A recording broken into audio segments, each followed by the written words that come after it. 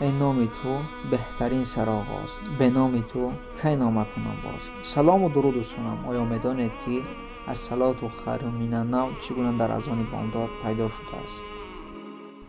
دوستانم، آیا میدانید در جهان چقدر چیزهای جالب موجود است؟ نه نمیدانید؟ پس در اومده به این کانال ابنا شوید.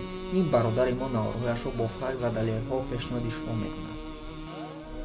روز نماز بامداد شد. حضرت بلال اذان بامداد را گفت و به خانه رسول الله نگریست که چراغ خانه رسول الله تا حال خاموش بود. رسول الله در خواب مانده بود و از نماز بامداد دیر مانده ایستاده بود.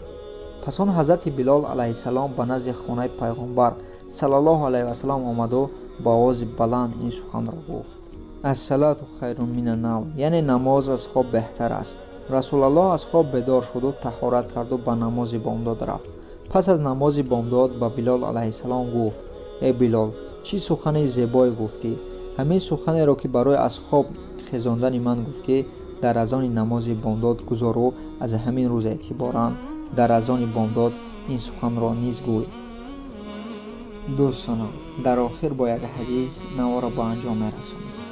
الکذب لا امتی، یعنی پیغمبر محمد صلی الله علیه و سلم چی میگوید؟ شخص دروغگوی امت من نیست.